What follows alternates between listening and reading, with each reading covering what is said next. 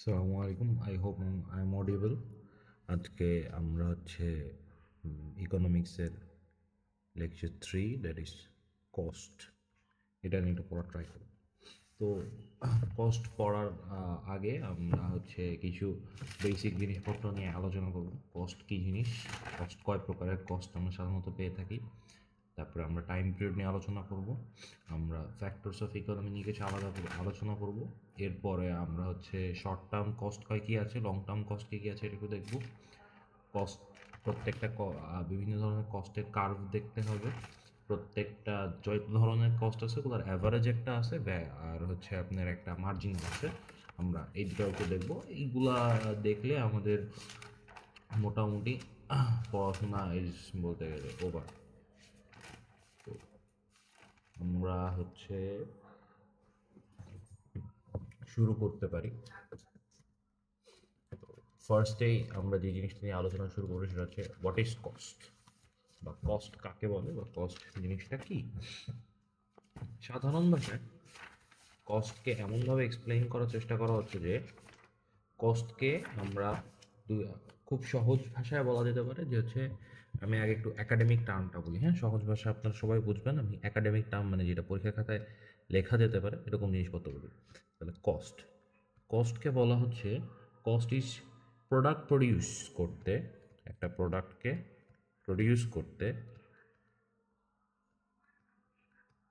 করতে factors of প্রোডাকশনকে,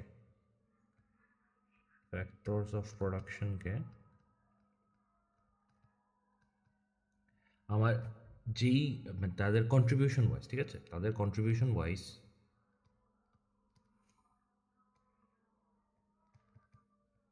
মানে যে যতটুকু কাজ করছে বা যে যতটুকু হচ্ছে একটা কাজের অংশীদার, কন্ট্রিবিউশন ওয়াইজ আমার যে রিওয়ার্ডটা দেওয়া হয়,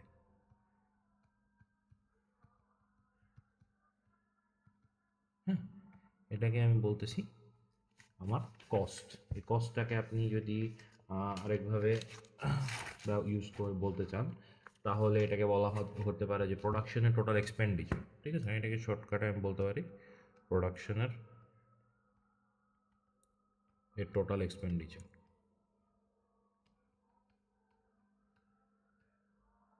EXPENDITURE, টোটাল এক্সপেন্ডিচার, ঠিক আছে। তো কস্টকে আমরা কি বলছি, যে একটা প্রোডাক্ট প্রডিউস করতে গেলে আমার, এক্সকিউজ মি, হ্যাঁ, একটা প্রোডাক্ট প্রডিউস করতে গেলে বা তৈরি করতে গেলে আমার factors of production, factors of production কী জিনিস আমরা এটা নিয়ে এখনই আলোচনা করব। কে তাদের কন্ট্রিবিউশন ওয়াইজ, সরি, তাদের কন্ট্রিবিউশন ওয়াইজ মানে তারা যেই পরিমাণ ভূমিকা রাখছে, ভূমিকা, তাদের ভূমিকা ওয়াইজ যে রিওয়ার্ডটা আমরা দেই সেটাকে আমরা কস্ট বলতেছি, অথবা একটা প্রোডাকশনের টোটাল এক্সপেন্ডিচার মানে সম্পূর্ণ খরচটাকে আমরা কস্ট বলে থাকতেছি। আচ্ছা, এখন আমরা বলতেছি তাহলে হচ্ছে ফ্যাক্টরস অফ প্রোডাকশন কারা।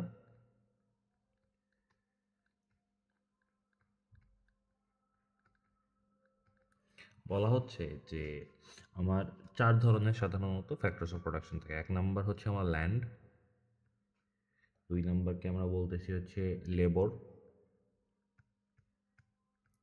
ফাইনালি তিন নাম্বারকে আমরা বলতেছি হচ্ছে ক্যাপিটাল, অ্যান্ড চার নাম্বারকে বলতেছি আমার হচ্ছে এন্টারপ্রেনর বা এন্টারপ্রেনরশিপ, যেটাই বলেন আপনি। অনট্রেপ্রেনর নাকি এটার উচ্চারণ, অনট্রেপ্রেনরশিপ, অন্টারপ্রেনর। তো ল্যান্ডকে আমরা সাধারণত কি দিয়ে থাকি, ল্যান্ডকে অবভিয়াসলি আমরা রেন্ট দিই, মানে ভাড়া দিই। তো ল্যান্ডের ক্ষেত্রে রেন্ট আসবে। লেবরের ক্ষেত্রে যদি আপনার সে লেবার হয়ে থাকে ওয়েজ, যদি আপনার অফিস স্টাফ হয়ে থাকে তাহলে স্যালারি। তারপরে ক্যাপিটালের ক্ষেত্রে আমরা ইন্টারেস্ট দেই। আর আপনি যদি কোথাও থেকে লোন না নিয়ে থাকেন বা আপনি যদি কোনো ক্যাপিটাল না নিয়ে থাকেন, মানে ইন্টারেস্ট না নিয়ে থাকেন, তাহলে আপনি এন্টারপ্রেনারকে আমরা প্রফিট দিচ্ছি, তাই তো। সো এই সব কিছু মানে এই টোটাল জিনিসটা sum, that is rent, wage, salary, interest, profit. আহা,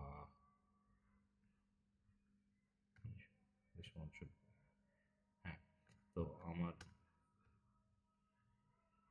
sorry excuse me, rent, wage, interest and profit, এই সব কিছু মিলে আমরা বলতেছি these are the factors of production. আচ্ছা, তাহলে আমার হচ্ছে আমি এখান থেকে একটা ধারণা পাইলাম যে হোয়াট ইজ কস্ট, তাই না? কস্ট কী জিনিস, তাহলে আপনাকে যদি জিজ্ঞেস করে আমি আশা করি আপনারা সবাই লিখতে পারবেন।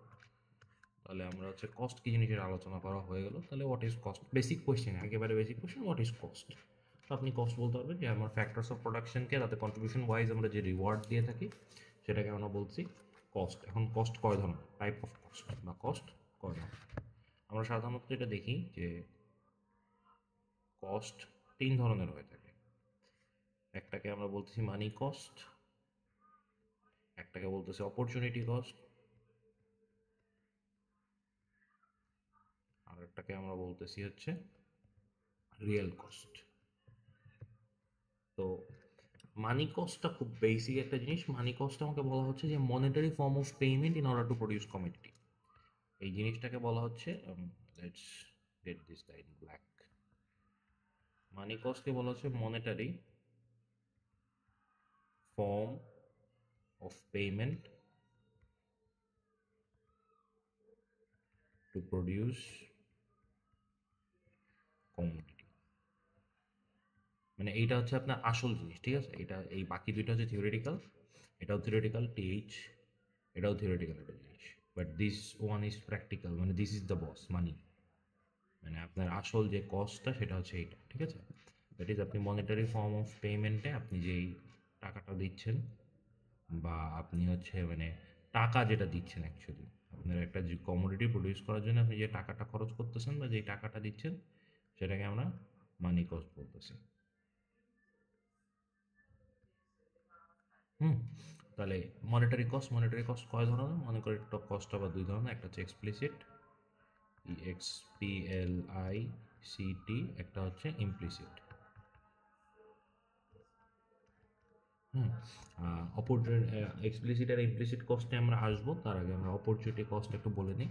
অপরচুনিটি কস্টটাকে বলতেছে যে একটা জিনিস পাওয়ার জন্য তোমার আরেকটা জিনিস ক্ষয়ে যেতে হয়, তাই না? বা একটা জিনিস পাওয়ার জন্য তোমার একটা জিনিস ছেড়ে দিতে হয়। যেমন খুব বেসিক একটা জিনিস চিন্তা করেন, মনে করেন আপনার কাছে 10 টাকা আছে, আপনি 10 টাকা দিয়ে আইদার আপনি একটা কলম কিনতে পারবেন, দ্যাট ইজ আপনার কাছে 10 টাকা আছে, you can either buy a pen with this or a pencil with this, তাই না?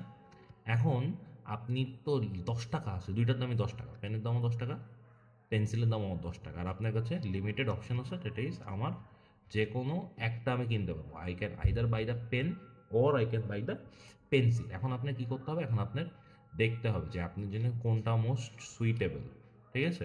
মানে আপনি লিমিটেড রিসোর্সকে, আমার ইকোনমিক্স আমরা পড়ছি যে লিমিটেড রিসোর্সকে আমাদের আনলিমিটেড ওয়ান্টস ফিল আপ করার জন্য আমাদের যেভাবে সাজানো হয় বা সিস্টেমের উপর ডিপেন্ড করে সাজানো হয়, ওটাকে আমরা ইকোনমিক্স বলি। সো ওইখান থেকে যদি আমরা দেখি তাহলে আমার এই 10 টাকাটাকে পেন আর পেন্সিল দুইটার মধ্যেই খুব ভালোভাবে ডিস্ট্রিবিউট করতে হবে। তো ইকুয়াল ডিস্ট্রিবিউট করার জন্য বা ভালো মানে আমার কারেক্টলিভাবে ডিস্ট্রিবিউশনের জন্য আমি যদি পেন চুজ করি, দ্যাট ইজ তাহলে আমি পেন্সিলটাকে হারাচ্ছি, তাই না? খুব বেসিক, কিন্তু আমি পেনটাকে চুজ করলে আমি কিন্তু পেন্সিলের ফাংশনালিটি, পেন্সিলটাকে হারাচ্ছি, আমি পেন্সিলটাকেও ইনভেস্ট করতে পারতাম। This is what we call opportunity cost. অর্থাৎ আপনি যদি মনে করেন আপনার কাছে টাকা আসে 1,000, 10,000 টাকা, আপনি 10,000 টাকা দিয়ে যদি কলম তৈরি করেন, তাহলে আপনি পেন্সিল, এই টাকা দিয়ে পেন্সিলও তৈরি করতে পারবেন। তো আপনি পেন্সিল তৈরি করতেছেন না, দ্যাট ইজ ওয়াই এই জিনিসটাকে অপরচুনিটি কস্ট বলা হচ্ছে। খুব বেসিক জিনিস এই। সো এইটাকে যদি হচ্ছে আপনি আরেকটু ভালোভাবে, মানে আমরা যদি ডেফিনেশন ওয়াইজ বলি, তাহলে হোয়াট এভার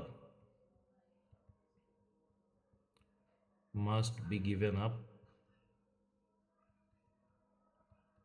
ঠিক আছে? Whatever must be given up to obtain something.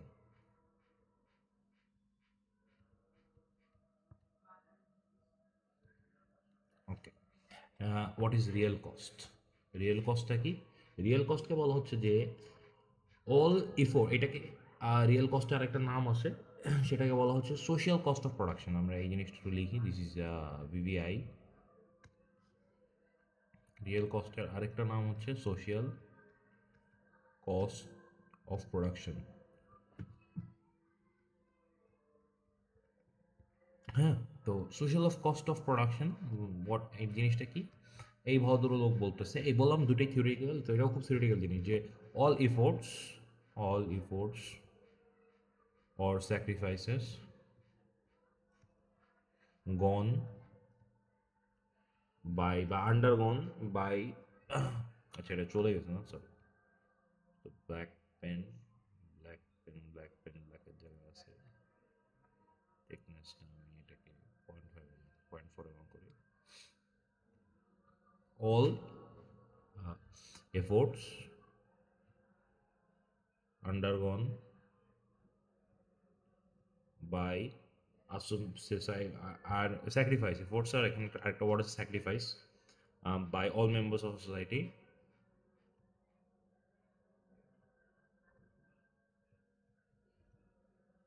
এই জিনিসটাকে আমরা বলছি টু প্রডিউস আ কমোডিটি।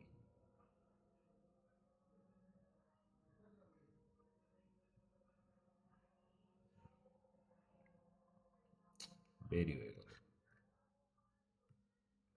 তাহলে আমার কি বলা হচ্ছে যে আমার একটা কমোডিটি প্রডিউস করার জন্যে আমার যত মানে সোসাইটির মধ্যে যারা আছে, মনে করেন আপনি হচ্ছে একটা পেন পাচ্ছেন, তো পেনের জন্য ওখানে প্লাস্টিক আসতেছে, প্লাস্টিকটা কীভাবে আসতেছে, কেউ এক জায়গা থেকে আরেক জায়গায় ডেলিভারি করতেছে, তাহলে মনে করেন প্লাস্টিক বাংলাদেশে যদি বানানো হয় তাহলে বাংলাদেশের ফ্যাক্টরি ওয়ার্কাররা কাজ করতেছে, এরপরে ডেলিভারি হচ্ছে মানে ট্রাক ড্রাইভার কাজ করতেছে, মানে যত লোক আছে সবাই শ্রম দিচ্ছে না একটা জিনিস তৈরি হওয়ার জন্য। তো এদের যে শ্রমটা বা এদের যে স্যাক্রিফাইসটা, যে ওরা না ঘুমায় কাজ করতেছে আপনার একটা কলম তৈরি করার জন্য, এই জিনিসটাকে রিয়েল কস্ট বলা হয়। এই দুইটাই হাইপোথেটিক্যাল জিনিস, জাস্ট ডেফিনেশনের ক্ষেত্রে কাজে লাগবে। এখন আমরা ইমপ্লিসিট আর এক্সপ্লিসিট কস্টে চলে আসবো। So what is explicit cost?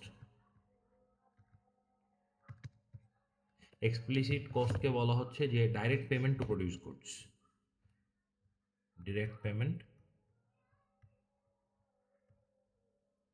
Two produce goods. মানে আপনি একটা জিনিস তৈরি করার জন্য যে ডাইরেক্ট টাকা দিচ্ছেন, মানে ক্যাশ, যে তুই আমার 10টা পেন দিছিস, এই নে 10 টাকা। তুই আমার র মেটেরিয়াল দিচ্ছিস, এই যে 1 কোটি টাকা। ঠিক আছে। আর ইমপ্লিসিট কি?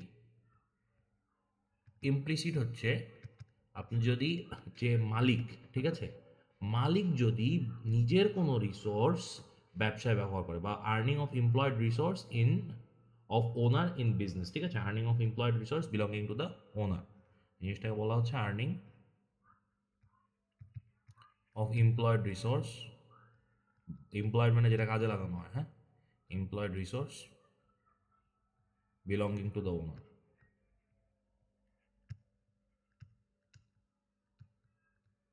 মানে আমার কাছে জমি আছে, হ্যাঁ, আমি জমি না কিনে, আমি তো যদি জমিটা ভাড়া দিতাম তাহলে আমি অবভিয়াসলি টাকা পাইতাম। তো আমি জমি ভাড়া না দিয়ে আমি ওটার উপর ফ্যাক্টরি বানাচ্ছি, তাহলে ওই জমিটার উপর আমার একটা ভাড়া পাওয়ার কথা না? ওই জিনিসটাকে আমরা বলছি এক্সপ্লিসিট, ইমপ্লিসিট কস্ট। আর যদি আমার এই কলম কেনা লাগতেছে বা পেন্সিল কেনা লাগতেছে বা আমার কোনো র ম্যাটেরিয়াল কেনা লাগতেছে, তখন আমার যে টাকাটা দেওয়া লাগছে বা আমার যে আমি লেবরকে যে টাকাটা দিচ্ছি, এই সম্পূর্ণটা এক্সপ্লিসিট কস্ট। আমি যদি মনে করেন আমার গাড়ি ব্যবহার করি, আমার নিজের একটা ট্রাক, যেটা আমার কোম্পানির না, বাট আমার ট্রাক, আমি ওটা ব্যবহার করতেছি, তাহলে ওই ট্রাকের একটা ভাড়া আছে না, ওই ট্রাকের ভাড়া তখন ইমপ্লিসিট কস্ট হয়ে যাবে। ঠিক আছে। তো এই জিনিসটাই হচ্ছে এক্সপ্লিসিট ইমপ্লিসিটের মধ্যে পার্থক্য। তো আপনার কোয়েশ্চেন আসতে পারে যে ডিস্টিংগুইশ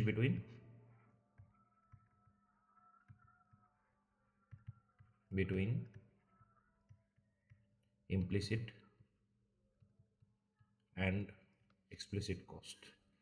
আরেকটা যেটা কাজ করতে পারেন সেটা হচ্ছে ম্যাম যেই শিটটা দিছে আমাদের, আমার শিটটা কোথায় এক্স্যাক্টলি, হ্যাঁ সমস্যা নেই, শিটটা কাছেই থাকার কথা, বেশি দূরে যাওয়ার কথা না। আচ্ছা, তো আমি যেটা বলতেছিলাম যে অ্যাজ আই ওয়াজ সেইং, যে ম্যাম আমাদের যে শিটটা দিছেন, ওই শিটটা হচ্ছে একটা মানে ওয়েবসাইটের, ইন্ডিয়ান ওয়েবসাইটের, আপনারা যদি পারেন কি পাঠশালা মেবি নাম, ওই ওয়েবসাইটে যেতে পারেন। ওই ওয়েবসাইটে হয়তোবা ওদের কিছু শর্ট কোয়েশ্চেন্স এগুলো থাকতে পারে, যেমন এই যে ই পাঠশালা। তো ই পাঠশালা থেকে যেহেতু এটা নামানো, এই যে ম্যানেজেরিয়াল ইকোনমিক্স, ম্যানেজমেন্টের থিওরি, এটা থিওরি অফ কস্ট। সো ওইখানে একটু চেক করে দেখতে পারেন ওখানে শর্ট কোশ্চেন বা এমসিকিউ আছে কি না। তো ওইখানে যদি থাকে তাহলে আমরা ওইখান থেকে হচ্ছে ইয়ে করতে পারবো, distinguish between implicit and explicit cost. So এই হয়ে, এইটা আপনার একটা কোশ্চেন। তো এটা আমি অবভিয়াসলি এক্সপ্লেন করতে পারবেন, জাস্ট এক্সাম্পল 3-4 লাইন করে ইয়ে করে লিখলেই হচ্ছে। এরপরে আমরা যে পার্টটায় চলে যাব সেটা হচ্ছে আমাদের ফ্যাক্টরস অফ প্রোডাকশন হয়ে গেছে, আমাদের টাইপস অফ ইয়ে হয়ে গেছে। এবার আমরা একটু মানে টোটাল টাইম পিরিয়ডটা দেখবো, হ্যাঁ। তো আমরা টোটাল টাইম পিরিয়ডটাকে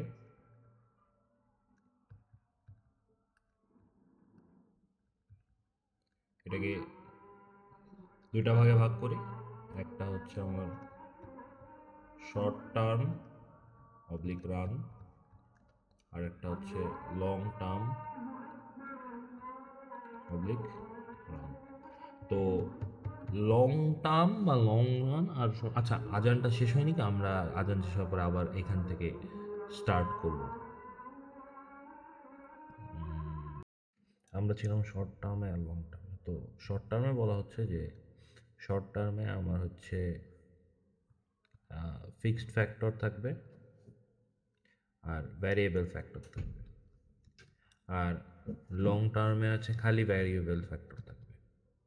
তো যদি এমন একটা টাইম পিরিয়ড হয় যেখানে আমার সব কোনো শর্ট মানে ফিক্সড ফ্যাক্টর নেই, সব ভ্যারিয়েবল ফ্যাক্টর হয়ে গেছে, ওইটাকে আমরা বলছি লং টার্ম বা লং রান। যদি আমার ফিক্সড ফ্যাক্টর ভ্যারিয়েবল ফ্যাক্টর দুটোই থাকে, আমরা ওটাকে বলে থাকি শর্ট টার্ম। আচ্ছা, তাহলে শর্ট টার্ম লং টার্ম শেষ। ফ্যাক্টরস অফ ইকোনমি কি জিনিস, আমরা এটা নিয়ে একটু আলোচনা করবো। Factors of economy. আচ্ছা, তো ফ্যাক্টরস অফ ইকোনমিতে বলা হচ্ছে যে fixed and another is variable। ঠিক আছে, তো ফিক্সড ফ্যাক্টরের মধ্যে বলছে যে প্রোডাকশন চেঞ্জ হওয়ার সঙ্গে সঙ্গে যা চেঞ্জ করা লাগে না, বা যেটা ফিক্সড স্বাভাবিক, বোঝা যাচ্ছে যে আপনার প্রোডাকশন চেঞ্জ হচ্ছে, মানে আপনি মনে করেন কোয়ান্টিটি অ্যামাউন্ট চেঞ্জ করতেছেন। আপনি আগে 100টা জিনিস প্রডিউস করতেন, এখন 200টা জিনিস প্রডিউস করতেছেন, বাট আপনার জিনিসটা সেম রয়েছে। ঠিক আছে, ফিক্সড রয়েছে। যে এটা কেমন হতে পারে, এটা হতে পারে আপনার হচ্ছে ভাড়া। আপনি যে ওয়্যার হাউস মনে করেন, আপনি একটা 1000 ইউনিট ওয়্যার হাউস নিছেন, হ্যাঁ, তো ওই ওয়্যার হাউসের ভাড়া মনে করেন আপনি হচ্ছে আপনার মাসে 50,000 টাকা। এখন আপনার একটা জিনিস বুঝতে হবে যে আপনি যতটাই সেল করেন না কেন, রাইট, আপনি যতই সেল করেন না কেন, মানে যতই আপনি 100 থেকে 200 বানান, 200 থেকে 300 বানান, 300 থেকে 400 বানান, আপনার কিন্তু এই ভাড়াটা এটাই থেকে যাবে, দ্যাট ইজ 50,000 টাকা। This is a fixed. Variable কী হতে পারে? ভ্যারিয়েবল হচ্ছে আপনার আগে 100 থেকে 200-তে যাওয়ার সময় আপনার একটা ট্রাক ইউজ করা, মিনি ট্রাক ইউজ করা লাগতো, বাট আপনি যখন 400 বা 500-তে চলে গেলেন, তখন আপনার একটা বড় ট্রাক ইউজ করা লাগতেছে। হ্যাঁ, তো দিস ক্যান বি, আচ্ছা আমি এইটাও না একটু মানে কাইন্ড একটু ডাল এক্সাম্পল হয়ে যায়। আমি ভ্যারিয়েবল আরেকটা যদি সুন্দর এক্সাম্পল দিই, তাহলে লেটস সে যে আমার র ম্যাটেরিয়াল আমার 100টার জন্য যেই কটা লাগবে, 200 জনের বাড়বে, 300 জনে বাড়বে, 400 জনে আরও বাড়বে, 500 জনে আরও বাড়বে। সো র ম্যাটেরিয়াল কিন্তু ভ্যারিয়েবল। হ্যাঁ, তো দিস ইজ ভ্যারিয়েবল ফ্যাক্টর। এগুলো প্রত্যেকটার এক্সাম্পল আপনার শিটের মধ্যে দেওয়া আছে, আপনারা দেখলেই ইজিলি ইয়ে করতে পারবেন। জাস্ট এক্সাম্পলগুলো লাগবেন, কারণ এক্সাম্পলগুলো কিন্তু অনেক অনেক ইম্পর্টেন্ট। আপনি এক্সাম্পল দেওয়া মানে ইউ আন্ডারস্ট্যান্ড সামথিং। ভ্যারিয়েবল ফ্যাক্টরের পর ফিক্সড ফ্যাক্টর দেখছি আমরা। এখন আমরা হচ্ছে কস্টের, মানে এইগুলোর উপর ডিপেন্ড করে কস্ট কয় ধরনের হয় আমরা ওটা দেখব। ঠিক আছে, তো আমরা এই যে শর্ট টার্ম লং টার্ম দেখলাম না, দেখেন শর্ট টার্ম লং টার্ম। তো শর্ট টার্মের মধ্যে আমার 3 ধরনের কস্ট থাকে। ফার্স্ট কস্টটাকে বলা হচ্ছে, শর্ট টার্মের মধ্যে আমার ফার্স্ট কস্টটাকে আমরা বলতেছি হচ্ছে টোটাল কস্ট, যেটাকে আমরা লিখি টিসি থেকে। এরপরে এখানে থাকে হচ্ছে মার্জিনাল কস্ট, অ্যান্ড ফাইনালি এখানে থাকে অ্যাভারেজ কস্ট। আর লং টার্মের মধ্যে আমার এখানে আমার পাই হচ্ছে মানি বা monetary cost, opportunity, and finally real.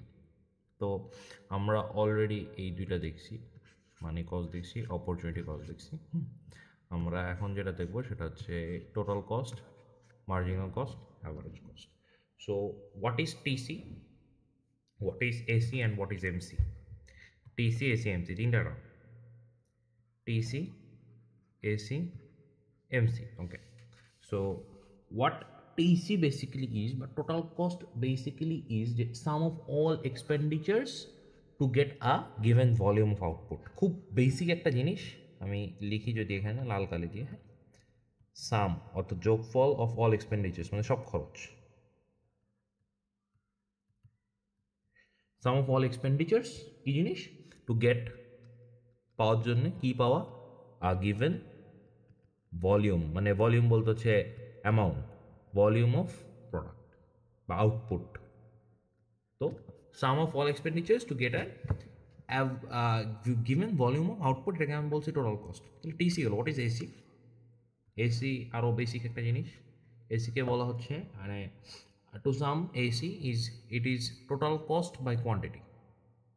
ঠিক আছে, তাহলে আমার পার ইউনিটের জন্য আমার যে কস্ট হচ্ছে আমি ওটাকে টোটাল কস্ট বলছি। দেন হোয়াট ইজ এমসি? এমসিকে বলা হচ্ছে আমার এক ইউনিট প্রোডাকশন বাড়ানোর জন্য আমার যে পরিমাণ টোটাল কস্টটা বাড়তেছে, তাহলে del TC by del Q, তাই না? যেখানে আপনার কিউ এর চেঞ্জ হচ্ছে 1 ইউনিট, এটা হচ্ছে 1 ইউনিট, তাহলে 1 ইউনিট চেঞ্জের জন্য আমার এমসি যেটি চেঞ্জ হচ্ছে সেটাকে আমি বলতেছি টিসি, মানে এমসি। ওকে, খুব বেসিক জিনিসপত্র এখানে, খুব মানে প্যাচালো কিছু নাই, দিজ আর খুবই বেসিক অ্যান্ড অল। আচ্ছা, আমরা মেবি ইমপ্লিসিট কস্টে কি আমরা সব বলেছি?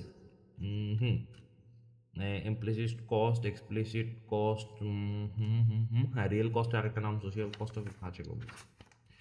Let's move on. সো এবার নাও লেটস মুভ টু আমাদের টিসি।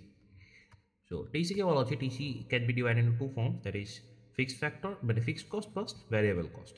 ফিক্সড ফ্যাক্টরের জন্য আমাদের ফিক্সড কস্ট, যেমন রেন্ট। ভ্যারিয়েবল ফ্যাক্টরের জন্য ভ্যারিয়েবল কস্ট। ওকে, এখন দ্য থিং ইজ যে আমরা বলছি যে ফিক্সড কস্ট হচ্ছে এমন কস্ট যেটা remains fixed irrespective of the volume of production. Volume of প্রোডাকশনের উপর ডিপেন্ড করে না, বা irrespective of volume of production এটা কনস্ট্যান্ট থাকে, দ্যাট ইজ ফিক্সড। আর ভ্যারিয়েবল তো ভলিউম অফ প্রোডাকশনের সাথে ভ্যারি করে। ফিক্সড কস্টকে আমরা তিনটা নামে বলে থাকতে পারি, আপনার তিনটা নাম জানলেই ভালো। একটা হচ্ছে ইনডিরেক্ট কস্ট, এগুলো খাতায় লিখেন অবভিয়াসলি। একটা হচ্ছে ওভারহেড কস্ট, এগুলো শিটে সবই আছে। একটা হচ্ছে supplementary cost. So these are what we call, মানে genuinely address fixed cost as. তো এই ফিক্সড কস্টের মধ্যে আমাদের সাধারণত পড়ে স্যালারি। আমার যাদের যেহেতু আমার স্যালারি দেওয়া হচ্ছে, তা আমার স্যালারি তো দিন মানে ডেলি চেঞ্জ হচ্ছে। আমার যদি 10 জন ওয়ার্কার থাকে, আমার আউটপুট মনে করেন আগে আজকে 100 জিনিস প্রডিউস করতেছি, কালকে আমি ওদের যে 200 জিনিস প্রডিউস করতেছি। আমি লং টার্ম বলছি না, শর্ট টার্ম বলতেছি। বা 100, আজকে 100 তৈরি করলাম, কালকে 110 তৈরি করলাম, তখন তো আমার স্যালারি কি চেঞ্জ হবে না? আমার চেঞ্জ হবে না। সো আমরা কিন্তু এই মানে স্যালারি চেঞ্জ হচ্ছে না, salary of stuffs, that is accountant বলেন বা বলেন। এরপর আমার রেন্ট, রেন্ট কিন্তু আমার চেঞ্জ হবে না। হ্যাঁ, ওয়েজের কথা বলছি, আমি স্যালারির কথা বলছি। স্যালারি কাদের? যাদের মনে করেন আমরা অ্যাকাউন্টেন্ট থাকে, আমার ম্যানেজার থাকে, আমি দেখা গেলো আমার ওয়ার্কার বাড়াচ্ছি, ম্যানেজার তো বাড়াই, ম্যানেজার তো একজনই থাকে। সো দ্যাট ম্যানেজার কিন্তু সেম অ্যামাউন্টই পেমেন্ট পাচ্ছে। ঠিক আছে, এরপরে আমার হচ্ছে লাইসেন্স ফি যদি থাকে কোনো, এরকম অনেকগুলো এক্সাম্পল দেওয়া আছে আমাদের শিটের মধ্যে। ইন্স্যুরেন্স, এগুলা একটু চেক করে নেবেন, এগুলো খুবই বেসিক নিয়ে আলোচনা। সো এইগুলা নিয়ে আমরা হচ্ছে যাব না। এরপরে আমরা হচ্ছে ডেটা, মানে ডেটা নিব আর গ্রাফ আঁকবো। এখন আমাদের কাজই একটাই, ডেটা নেওয়া অ্যান্ড প্লটিং গ্রাফস। আমরা একটু ওই কাজটায় চলে যাবো। তো বেসিক আলোচনার মধ্যে আমাদের হচ্ছে এখন mainly data plotting and graph আঁকা কি আছে, তো এছাড়া তেমন কিছু নাই as far as I can see.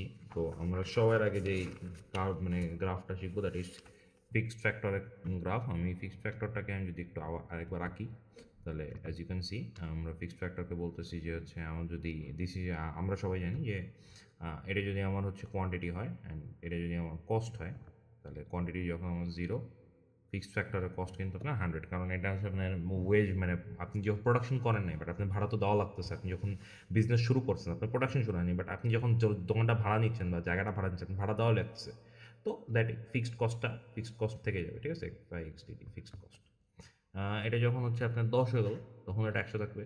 যখন 20 হয়ে গেল, তখন আপনার এটা 100 থাকবে। সো আমরা যদি একটা গ্রাফ আঁকি, এইখানে যদি আমি কোয়ান্টিটি দেই, এখানে যদি আমি হচ্ছে ফিক্সড কস্টের দেই বা খালি কস্ট দেই, একটা দিলেই হচ্ছে। So ultimately this will go in a straight line. That's very basic fixed cost curve, শেষ। এক তো ঝামেলা কিছুই না, খুবই সহজ জিনিস, অ্যান্ড উই আর ডান। এখন আমরা ভ্যারিয়েবল কস্ট কার্ভটা দেখব। ভ্যারিয়েবল কস্ট কার্ভটা আমরা এক্সপ্লেন করি। আচ্ছা, তো ভেরিয়েবল কস্ট কার্ভে যদি আমরা হচ্ছে let's say this is quantity, আমার দিস ইজ আমার ভ্যারিয়েবল কস্ট, হ্যাঁ, অ্যান্ড আমরা ভ্যারিয়েবল কস্টের একটা দিস ইজ ভ্যারিয়েবল কস্ট, ওকে। তো আমরা যখন আমার হচ্ছে কোয়ান্টিটি হচ্ছে 0 ছিল, তখন আমার ভ্যারিয়েবল কস্ট কত? 0, কারণ ভ্যারিয়েবল কস্ট কি? আমার র ম্যাটেরিয়াল। আমি যখন প্রডিউস করি আমার র ম্যাটেরিয়াল আসবে কোথা থেকে? Very simple. আমার যখন এটা 10 ছিল তখন লেটস সে দিস ইজ 100, যখন এটা 20 তখন লেটস সে দিস ইজ 180, যখন এটা 30 লেটস সে তখন এটা হচ্ছে আপনার 240। আমরা এরকম করে বেসিক্যালি ধরতেছি, হ্যাঁ। এরপর ধরুন যখন এটা হচ্ছে 30 থেকে 40-এ চলে গেল, তখন 240-র পরে দিস লেটস সে এটা হচ্ছে তখন আপনি 300 হলো। 50-তে চলে গেলে তখন এটা হচ্ছে 360 হচ্ছে, ওকে। এরপরে ধরেন যখন এটা হচ্ছে আমি এখানে 60-তে যাচ্ছি, হ্যাঁ, quantity let's this be VC. তো 60-তে গেলে আমার হচ্ছে মনে করেন এখানে এটা হয়ে গেছে হচ্ছে আপনার 440, হ্যাঁ। 70-তে যখন আমি গেলাম তখন এইটা হয়ে গেল হচ্ছে 540, হ্যাঁ। তো এরকম একটা বেসিক হচ্ছে। তাহলে আপনারা যদি একটু খেয়াল করেন যে আমার এটা যখন 0 থেকে আই গেস এই পর্যন্ত, হ্যাঁ, 0 থেকে এই পর্যন্ত আমার দেখেন এটা হচ্ছে this is 100, then this is 80, then this is 60, right? 100, 80, 60, মানে এটা বাড়তেছে, বাট এটা একটা ডিক্রিজিং রেটে বাড়তেছে।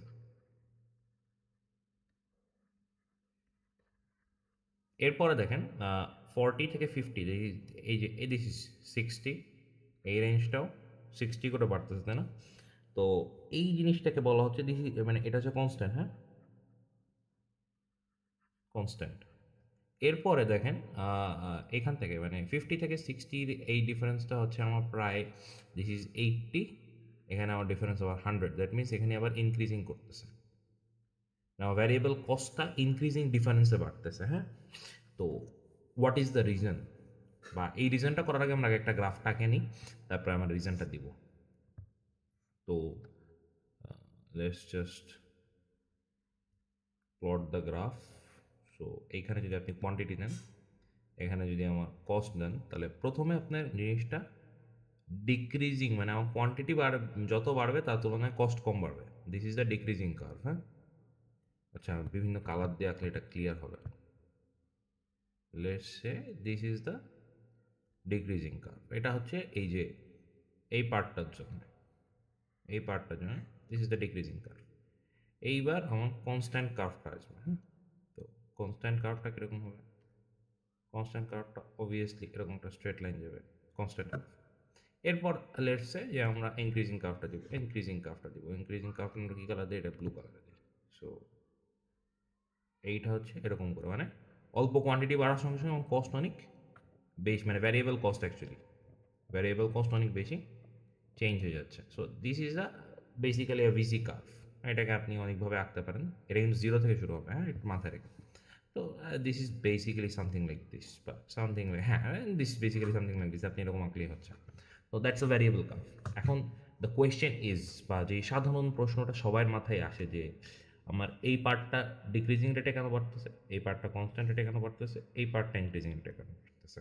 খুব বেশি একটা কোয়েশ্চেন। একটা জিনিস দেখেন, আপনি যখন একটা নতুন ফ্যাক্টরি দিচ্ছেন, বা আপনি যে কোনো কিছু একটা যখন নতুন শুরু করতেছেন, আমরা সবাই, আমরা সায়েন্সের স্টুডেন্ট, আমরা হচ্ছে ইনার্শিয়া আর মোমেন্টাম এই টার্মগুলোর সাথে খুব ভালোভাবে পরিচিত। সো লেটস গো উইথ মানে হোয়াট উই নো। তো হোয়াট ইজ ইনার্শিয়া? ইনার্শিয়া হচ্ছে জড়তা। জড়তা কি জিনিস? জড়তা হচ্ছে আপনি যখন মানে আইনে, মানে নিউটন যে ওনার ল, মানে লগুলো বলে, নিউটনের ল এর মধ্যে আমরা জানি যে হচ্ছে যে কোনো বস্তু, স্থির বস্তু স্থির থাকতে পছন্দ করে, গতিশীল বস্তু গতিশীল থাকতে পছন্দ করে। তো আপনি যখন হচ্ছে একেবারে কোনো প্রোডাকশন করতেছেন না, ঠিক আছে, এখান থেকে আপনি একটা ফ্যাক্টরি বসাইলেন, মেশিন নিয়ে আসলেন, ওয়ার্কার নিয়ে আসলেন, তো ওরা হচ্ছে একটা জিনিস প্রডিউস করতে করতে ওদের কি একটা এক্সপিরিয়েন্স হবে না, মানে ওদের আস্তে আস্তে দক্ষতা বাড়বে না। মানে ইটস লাইক আপনি হচ্ছে যে আমরা পরীক্ষার আগে কলম চালু করি না, আমরা কলমটাকে কি করি, নতুন কলমকে কাগজে কালিতে বারবার এরকম করে ঘষি ঘষে আমরা কি করি, আমরা ওটাকে আরও স্মুথ করি। তো আপনার এই যে পিরিয়ডটা, মানে এই যে টাইম পিরিয়ডটা আপনি কোয়ান্টিটি যখন আস্তে আস্তে করে বাড়াচ্ছেন, এই সময় আপনার যেটা হয় সেটা হচ্ছে আপনার ওয়ার্কারদের এক্সপিরিয়েন্স বাড়ে বা আপনার ওয়ার্কারদের দক্ষতা বাড়ে। সো হোয়াট হ্যাপেন্স, যে আপনার আস্তে আস্তে আপনি দেখবেন যে হচ্ছে আপনার কম টাইমের মধ্যে আপনার ওয়ার্কাররা বেশি আউটপুট দিতে শিখতেছে, ঠিক আছে। এইটার কারণে আপনার ওদের হচ্ছে তো আওয়ারলি পেমেন্ট করা হয়, সো এইটার কারণে কিন্তু ওদের দেখা গেল হচ্ছে ওদের ওয়েজটা কমে যাচ্ছে। বা আপনার হচ্ছে অন্য কোনো একটা কস্ট, ইলেকট্রিসিটি কস্ট, কারণ যেহেতু আপনি কম কস্টে প্রডিউস করতে পারতেছেন, সো আপনার হচ্ছে জিনিসটা কস্টলি কম হচ্ছে, আপনি আস্তে আস্তে যত এফিসিয়েন্ট হচ্ছেন, ঠিক আছে। বাট একটা টাইম পরে কিন্তু এই যে এফিসিয়েন্সির যে ইনক্রিজটা, মানে এই যে আমি কম কম খরচে, মানে আমি প্রথমে 100 টাকা খরচ হচ্ছিলাম, আমার আস্তে আস্তে খরচটা কমা শুরু করতেছে, এই জিনিসটা কিন্তু সবসময় থাকে না। এই জিনিসটাকে বলা হয় ইনক্রিজিং রিটার্ন। ইনক্রিজিং রিটার্ন মানে আমি যেই ইয়েটা ফেরত পাবো ওইটা আস্তে আস্তে আমার বাড়তে থাকবে, ঠিক আছে। বাট এই ইনক্রিজিং রিটার্নটা এটা হচ্ছে কনস্ট্যান্ট থাকে না, এটা একটা টাইম পিরিয়ড পর্যন্ত থাকে। এরপরে দ্যাট ইজ যেটা হয় সেটা হচ্ছে এই জিনিসটা ফিক্সড হয়ে যায়, মানে আপনি আর যতই মনে করেন আপনার হচ্ছে কোয়ান্টিটি বাড়াচ্ছেন, আপনার হচ্ছে কোনো চেঞ্জ আসতেছে না, ঠিক আছে।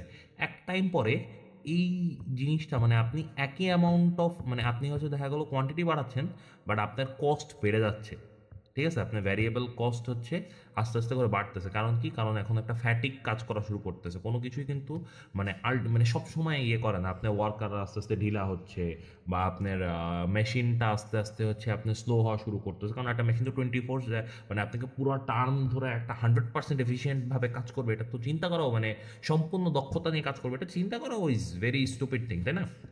তো এই কারণে যেহেতু আমার এখানে আস্তে আস্তে আমি হচ্ছে আমার আউটপুট বাড়াইলেও আমি কম আউটপুট পাওয়া শুরু করতেছি, বা আমার হচ্ছে একই কস্টে আমার হচ্ছে কস্ট বাড়তেছে, ঠিক আছে। আমার দেখা গেলো ওয়ার্কারদের আগে এর থেকে আমার এখন মানে বেশি কাজ করা লাগছে, বা আমার এই বিদ্যুৎ বিল বেশি খরচ করে আমার কম আউটপুট আসতেছে। এই জন্য আমার এইখানে হচ্ছে আমার কস্টটা বেড়ে যাচ্ছে কম কোয়ান্টিটির জন্য, ঠিক আছে। কম কোয়ান্টিটির জন্য মানে আমার কোয়ান্টিটি অল্প একটু বাড়ানোর জন্য আমার খুব ভ্যারিয়েবল কস্টটা হেভি আকারে ভ্যারি করতেছে। আর এখানে আমার কম কস্টে, মানে আমার কস্টের ইনক্রিজটা কম হচ্ছে, বাট আমার কোয়ান্টিটি অনেক বেশি হচ্ছে। দ্যাট ইজ এখানে হাই এফিসিয়েন্সি, কনস্ট্যান্ট এফিসিয়েন্সি, লো এফিসিয়েন্সি, এই কারণে এই জিনিসটা এরকমভাবে একটা শিফট তৈরি হয়। So that is the very basic of a VC curve, ঠিক আছে। এইটাকে আমরা ভিসি কার্ভটা বলি।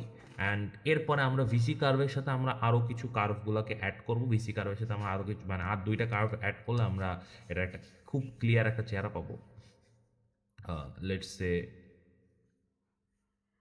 this is our basic VC curve, হ্যাঁ,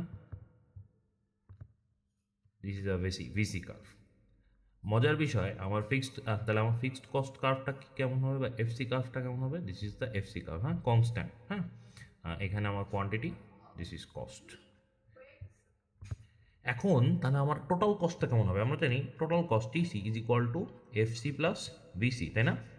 তাহলে দেখেন যে আমার এখানে মনে করেন যদি ভিসি থাকে, হ্যাঁ, তাহলে এর সাথে এফসিটা কানেক্ট হবে। এখানে ভিসি জিরো ছিল, এটার সাথে এফসিটা আমার কানেক্ট হবে টোটাল কস্টের ক্ষেত্রে, তাই না। তাহলে টোটাল কস্টের ফার্স্ট পয়েন্ট এইটা, ভেরিয়েবল কস্টের ফার্স্ট পয়েন্ট যখন এটা ছিল, টোটাল কস্টটা এবার দেখেন, তাহলে টোটাল কস্টটা কিন্তু একটা certain amount of distance maintain করে এরকম করে যাবে। কারণ কি, কারণ দেখেন দিস ইজ ফিক্সড কস্ট, মানে টোটাল ভ্যারিয়েবল মানে this is total cost TC, এই কই গেল, হ্যাঁ, এই total cost that is TC আর ভ্যারিয়েবল কস্ট ভিসি, এই দুটার মাঝখানে আমার ফিক্সড কস্টের এই জিনিসটা, এই বসটার পার্থক্যটা থেকে যাবে। এটা সব ক্ষেত্রে মানে এইখানে এইখানে এইখানে এইখানে এইখানে এইখানে এইখানে এভরি পয়েন্ট আপনার দিস ইজ, এই সবগুলা হচ্ছে ফিক্সড কস্ট। তাহলে আমরা কি দেখলাম যে ভ্যারিয়েবল কস্ট আর টোটাল কস্টের কার্ভটা প্যারালাল, হ্যাঁ, এরা প্যারালাল, আর এদের মধ্যে পার্থক্য হচ্ছে আমার ফিক্সড কস্টের। এইখানে খুবই খুবই খুবই ইম্পর্টেন্ট একটা কোয়েশ্চেন আসে, সেটা হচ্ছে যে find relationship between fixed cost, variable cost and total cost curve, ঠিক আছে। আপনার এই তিনটার মধ্যে একটা রিলেশনশিপ দেখাইতে বলে আমি এটা পরের পেজে চলে যাই, please give me a minute. তো রিলেশনশিপ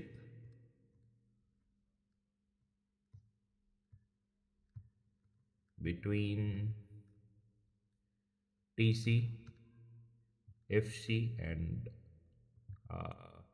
VC। হ্যাঁ, তো আমরা দুটো করে রিলেশনশিপ দেখাইতে পারি, দুটো করে রিলেশনশিপ দেখালেই হচ্ছে। তো দুটো করে আপনি রিলেশনশিপ দেখালে জিনিসটা ইজি হয়। তো দেখেন, প্রথমে আমরা দেখতে পাচ্ছি যে টিসি এটা কি জিরো থেকে শুরু হতে পারে?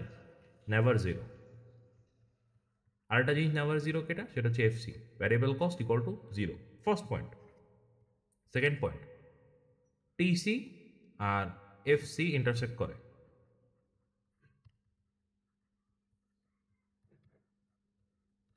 ভিসি আর টিসি ইন্টারসেক্ট করে না, এরা প্যারালাল। হ্যাঁ, করে, বাট টিসি অ্যান্ড ভিসি এরা প্যারালাল। আমি পয়েন্টগুলো এখানেও একটু দেখাই, আমি পয়েন্টগুলো এখানে বলে আসছি, তাও একটু দেখাই। এই যে দেখেন, প্যারালাল, বাট এফসি আর এরা কিন্তু এই যে একটা পয়েন্ট থেকে ইয়ে করতেছে, ঠিক আছে? আর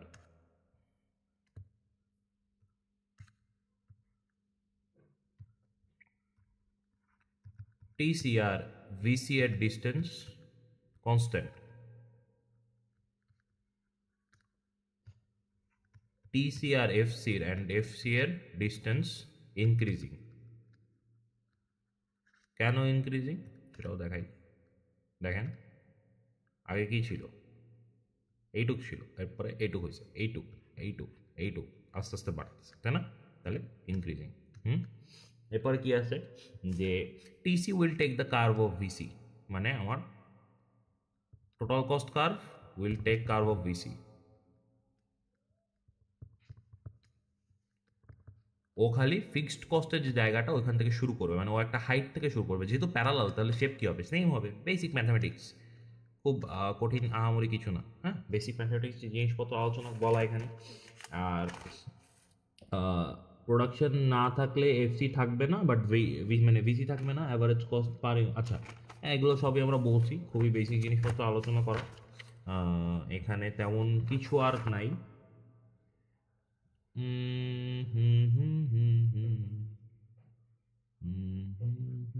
আচ্ছা, এই জিনিসটাকে অনেক সময়, মানে এটা শেপ আছে একটা, আমি শেপটা বলে দিয়ে আমি হচ্ছে শেষ করে দিব। সো এই শেপটাকে বলা হয় যে this is reverse S shape. হ্যাঁ, রিভার্স এস শেপ। এইখান থেকে আমার হচ্ছে ভ্যারিয়েবল কস্ট শেষ। এখন আমরা হচ্ছে অ্যাভারেজ কস্টে যাব। এরপর আমাদের মার্জিনাল কস্ট করলে আমাদের কস্টের মোটামুটি কাহিনী শেষ। So what is average cost?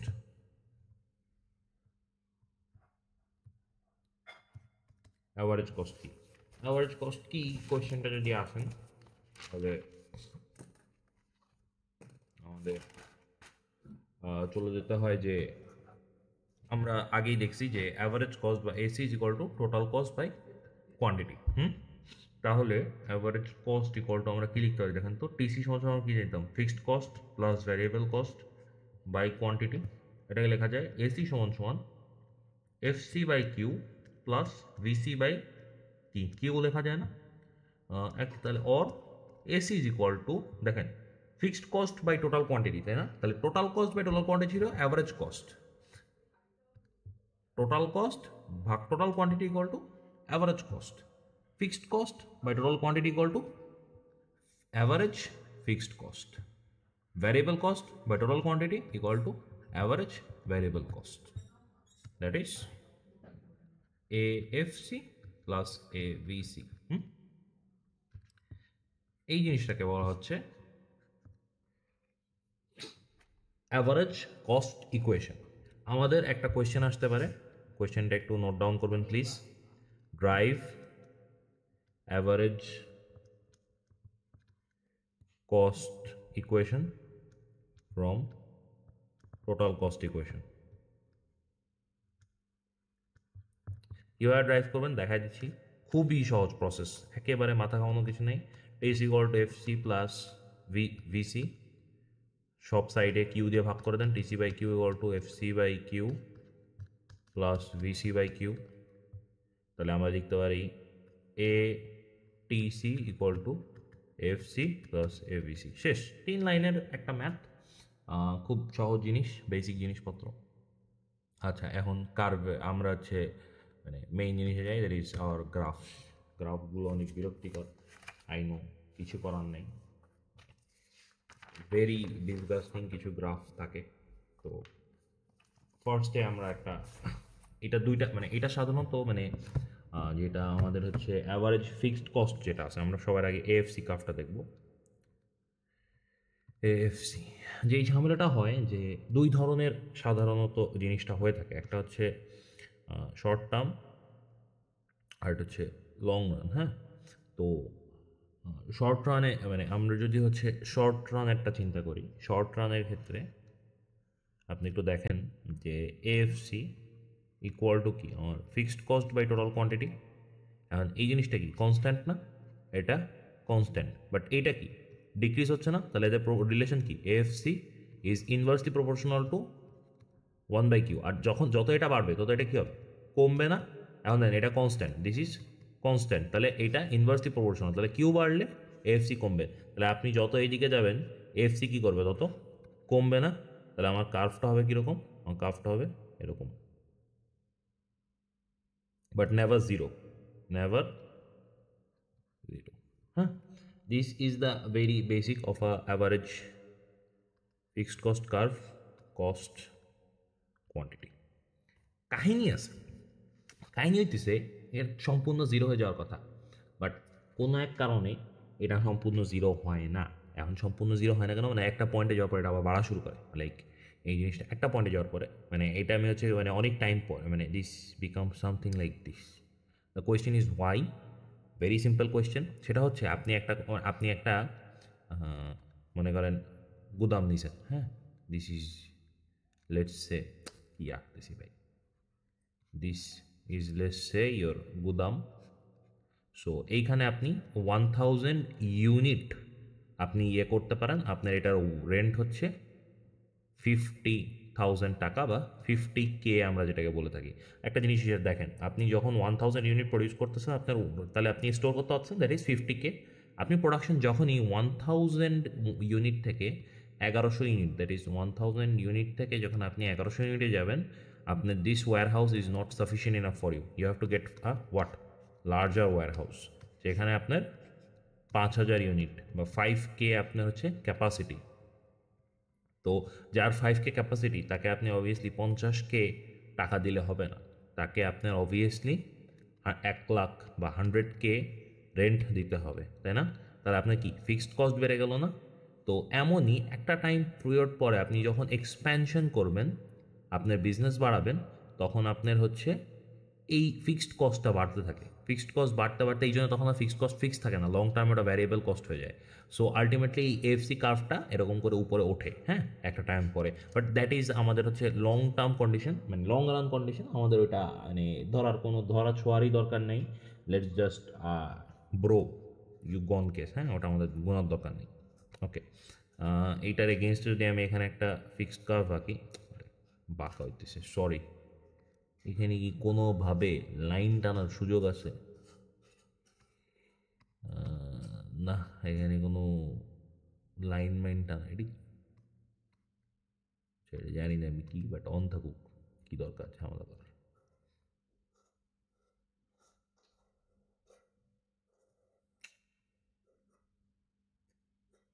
এটা বুঝে নেন। হ্যাঁ, this is the fixed cost curve.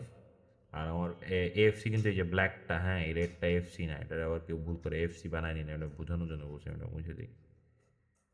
This is fixed cost and that part is আপনার হচ্ছে FC, this is AFC average fixed cost and this is fixed cost. হ্যাঁ, so এই পর্যন্ত হচ্ছে আমার ফিক্সড কস্ট চলে গেল। ফিক্সড কস্ট চলে গেছে আমার ওইখানে। আমরা ফিক্সড কস্টের সাথে হচ্ছে অ্যাভারেজ কস্টেরটা দেখছি। হ্যাঁ, তো আর কি আছে এখানে?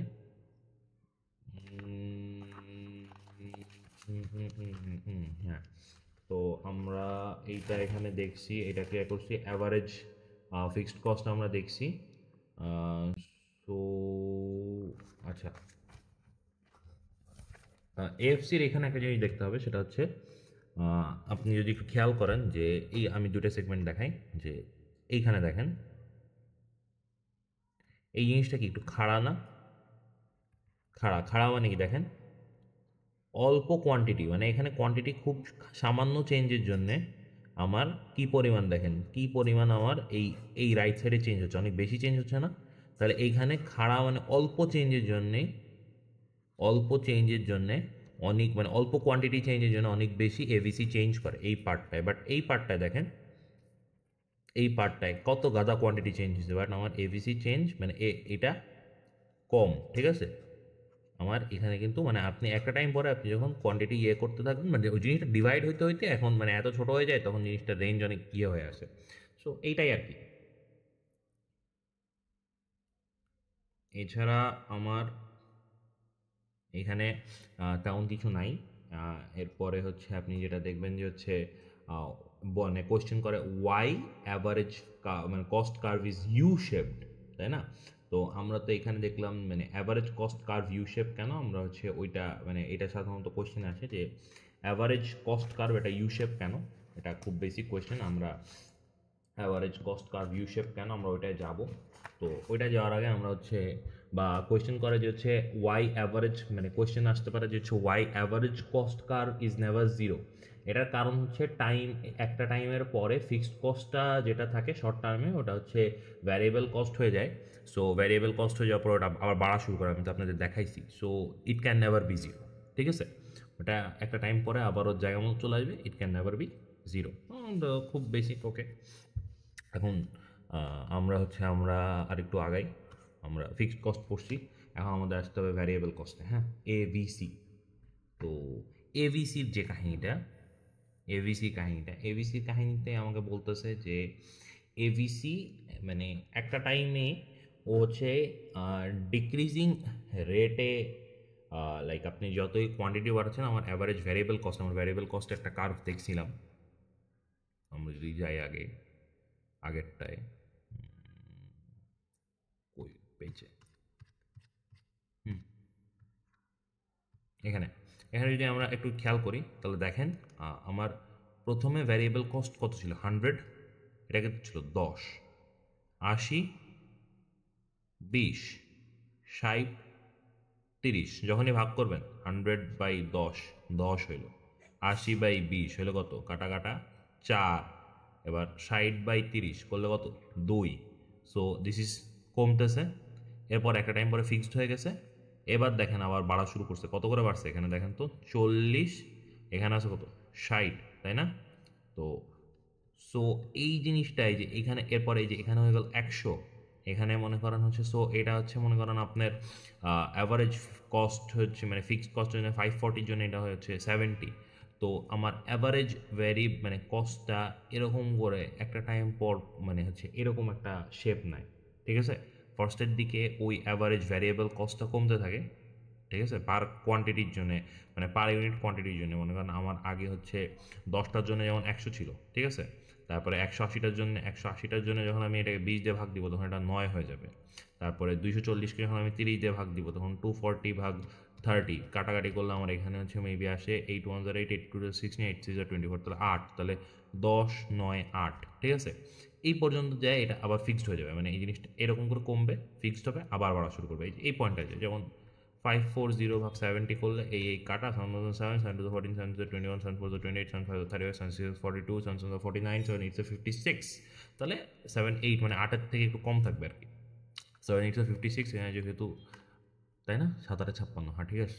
তো এইটার একটু কম থাকবে, মানে 8-এর একটু কম থাকবে, মানে এটা আবার এদিকে যাওয়া শুরু করবে। ঠিক আছে, সো আমি আশা করি জিনিসটা বুঝতে পারছেন। এগুলো আপনারা একটু টেবিল, জাস্ট একটা টেবিল দেওয়া আছে, টেবিলটা থেকে একটু ভালো করে চেক করে নিলে আপনারা আরও ক্লিয়ারলি বুঝতে পারবেন। নিজে থেকে একটু ক্যালকুলেশন করবেন, ক্যালকুলেশন করে ধরে যাচ্ছিস, ক্যালকুলেশন করে একটু গ্রাফ বসানোর চেষ্টা করবেন, তাহলেই হচ্ছে। হ্যাঁ,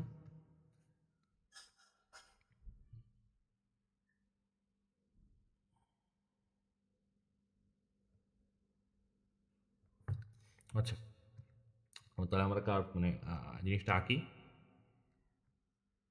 জিনিসটা কীরকম হবে, এইখান থেকে শুরু হবে, এরকম কিছু একটা দেবে। হ্যাঁ, তো এখানে দেখেন যে আপনি যে ফার্স্ট ইয়েতে করলেন যে হচ্ছে প্রথমে যেহেতু আমাদের হচ্ছে ডিক্রিজিং রেটে আমার মানে ইয়ে করতেছিল, মানে আমার হচ্ছে অ্যাভারেজ ভ্যারিয়েবল কস্ট যেটা, ওটা যেহেতু ডিক্রিজিং রেটে আমার হচ্ছে মানে কমতেছিল অ্যাকচুয়ালি, সো মানে ভ্যারিয়েবল কস্ট কমতেছিল, সো অ্যাভারেজ ভ্যারিয়েবল কস্টও কিন্তু ফার্স্টের দিকে কম থাকবে। এটা ডিক্রিজিং রেটে আমরা দেখছি যেটা ডিক্রিজিং রেটে কমতেছিল। এই যে এখানে দেখেন আমরা মানে সরি ডিক্রিজিং রেটে ইনক্রিজ হচ্ছিল, হ্যাঁ, ডিক্রিজিং রেটে ইনক্রিজ হচ্ছিল ভ্যারিয়েবল কস্টটা, আর এখানে ইনক্রিজিং রেটে ভ্যারিয়েবল কস্ট বাড়তেছে। সো একই কারণে এখানে আমরা যখন হিসাব করে দেখলাম, যেমন আমরা 100 থেকে আমার প্রথমে হচ্ছে 10 ছিল, কী হলো 10 ছিল, এখান থেকে 9 হয়েছে, এখান থেকে 8 হয়েছে, এরপরে ওইখান থেকে আমার হচ্ছে আবার কনস্ট্যান্ট ছিল একটা টাইম পরে, এরপরে আবার আবার 8-এর একটু নিচে আসছে, মানে 8-এর নিচে, 8 পর্যন্ত আসেনি বাট 8-এর নিচে আসছে, এরকম করতে করতে আবার মানে উপরে উঠতেছে, হ্যাঁ। সো এই দেখেন এইখানে কিন্তু ওটা ড্রপ খাচ্ছে, আবার এখান এই পার্ট থেকে ও হচ্ছে ইনক্রিজ করা শুরু করতেছে, হ্যাঁ, যে বাড়তেছে, কারণ ভ্যারিয়েবল কস্ট এই টাইমে ইনক্রিজিং রেটে বাড়তেছে, ঠিক আছে। তো মিনিমাম কখন, এই পয়েন্টটায় মিনিমাম যখন এটা হচ্ছে কনস্ট্যান্ট, এই যে এইখানে মিনিমাম, মিনিমাম যখন হচ্ছে আমার এভিসি মানে ভিসি ভ্যারিয়েবল কস্ট যখন আমার কনস্ট্যান্ট, তখন আমার হচ্ছে এভিসি মিনিমাম, ঠিক আছে।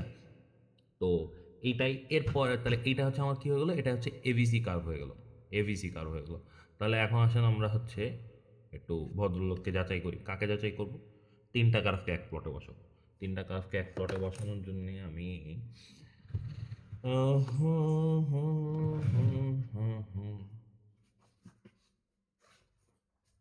স্কেল আছে অবশ্যই স্ট্রেট লাইন থাকলে ভালোই। তো আমি আরেকটা অ্যাপ খুলছি অ্যাকচুয়ালি, আমার ট্যাব, এটা হচ্ছে আমার ট্যাবের নেটিভ অ্যাপ, এই জন্য এরকম ঝামেলা হচ্ছে, দেখি আমরা আঁকতে পারি কিনা।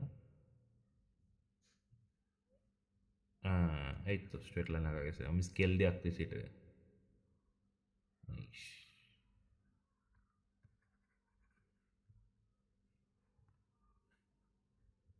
আপনারা কোনো কিছু না বুঝলে একটু কমেন্ট করেন, কারণ আমি অ্যাকচুয়ালি আমাকে না জানাইলে আমি বুঝতে পারবো না। আচ্ছা, দিস এই একটা, হুম, আচ্ছা। তো এখানে আমরা সবার আগে যে কার্ভটা আঁকবো সেটা হচ্ছে এফসি কার্ভ আঁকবো।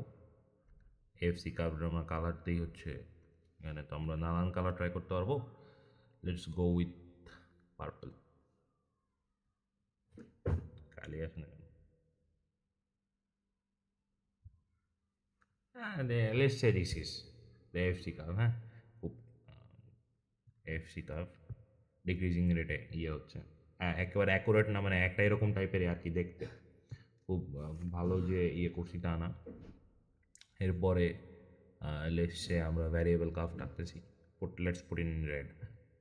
ভ্যারিয়েবল কার্ভটা কী হলো, ভ্যারিয়েবল কার্ভটা হচ্ছে একটা পয়েন্টে শুরু হইলো, এবিসি মানে অ্যাভারেজ ভ্যারিয়েবল কার্ভ, এমন একটা পয়েন্টে শুরু হয়ে এইটা কমে আস্তে আস্তে বাড়া শুরু করবো, হ্যাঁ, দিস এটা বাড়তেছে, ওকে।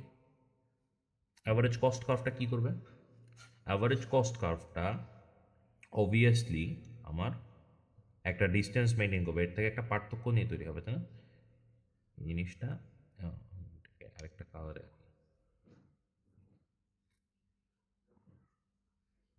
এমন যাবে, this is A C average cost curve, this is A B C. এখানে যদি একটু খেয়াল করেন দেখেন, এই যে ডিস্টেন্সটা, এই ডিস্টেন্সটা প্রথম অনেক বেশি ছিল, আস্তে আস্তে ডিস্টেন্সটা কমা শুরু করলো, কমতেছে কেন, কারণ আমার আস্তে আস্তে ফিক্সড কস্টটা কমা শুরু করতেছে, দেখেন AC is equal two ABC plus AFC, তাই না। তো আমার এফসি যত কমবে তাহলে এসি আর এভিসি ডিস্টেন্স মানে পার্থক্য তত কমবে, পার্থক্য তত কমলে এটা তত কাছা শুরু করবে, বাট নেভার জিরো, মানে এরা কখনো ইন্টারসেক্ট করবে না, হ্যাঁ, এইটা কখনো ইন্টারসেক্ট করবে না। তাহলে আপনাকে যদি এখন বলে যে why the AC curve is zero মানে ইউ শেপ, তাহলে আপনি দেখতেই পাচ্ছেন যে এভিসি কার্ভ যেহেতু এরকম একটা ইউ শেপের, এই জন্য আমার এসি কার্ভও একটা ইউ শেপ দেয়, ঠিক আছে। তাহলে why the average cost curve is U shaped, আপনারা এখান থেকে বুঝতে পারতেছেন যে দেখেন অ্যাট ফাইন মানে এভিসি অ্যান্ড এএফসি ফল, মানে অ্যাট ফার্স্ট এবিসি আর এএফসি দুটো, এখানে যদি আমি একটা রিলেশনশিপ করি, হ্যাঁ, আমরা রিলেশনশিপ করতেছি যে এক প্রথমের দিকে আমরা দেখতেছি এসি আর এবিসি দুইটা কার্ভে কিন্তু আপনার আউটপুট যত বাড়তেছে, এখানে কিন্তু output this is Q, this is cost, হ্যাঁ, আউটপুট যত বাড়তেছে এই জিনিসগুলো আস্তে আস্তে কমতেছে, এটা ওইদিকে যাচ্ছে, এটা ওইদিকে যাচ্ছে, ঠিক আছে। এরপরে এবিসি ইনক্রিজ করে with the increase of output, but AFC fall করতে থাকে। দেখেন প্রথমের দিকে তিনটাই, এএফসি ফল করতেছে, এবিসি ফল করতেছে, এসি ফল করতেছে, তিনটাই ফল করতেছে। বাট একটা টাইম পরে এই যে এই পয়েন্টটা এসে এএফসি এইদিকে যাচ্ছে, মানে পড়তেই আছে। অ্যান্ড শর্ট টার্ম আমরা ক্যালকুলেট করতেছি, ঠিক আছে। অ্যান্ড এবিসি কী করতেছে, এবিসি ইনক্রিজ করা শুরু করছে, ঠিক আছে। আর এসিও ইনক্রিজ করছে after minimum point, that is Y এটা একটা ইউশেপড কার্ভ। দেখেন এখানেও কিন্তু একটা minimum point, this is the minimum point, হ্যাঁ, অ্যাভারেজ যেখানে যেখানে ভ্যারিয়েবল কার্ভটা আমার হচ্ছে কনস্ট্যান্ট ছিল, ওখানে আমার এবিসি মিনিমাম পয়েন্ট, এরপর বাড়তেছে, তাহলে আমার এখান থেকে fall minimum point increase, that is a U shape, হ্যাঁ। তাহলে এফিসিয়েন্সি কমার সময় সাথে সাথে আমার কস্ট বাড়ে আউটপুটের তুলনায়, এই কারণে হচ্ছে ফার্স্ট এফিসিয়েন্সি বেশি থাকে, এই কারণে হচ্ছে আমার কস্ট কম থাকে। So that is the main gist of this thing, হ্যাঁ। এখানে এর থেকে এমন কিছু নাই, এফসি এর এভিসি কমছে, সো এসিও কমতেছে, মানে আমরা এটা তো বলছি যে হচ্ছে যেহেতু আমাদের এএফসি বা আমার অ্যাভারেজ ফিক্সড কস্টটা কমতেছে, এই কারণে আমার এই দুটোর মধ্যে ডিস্টেন্স কমতেছে আস্তে আস্তে।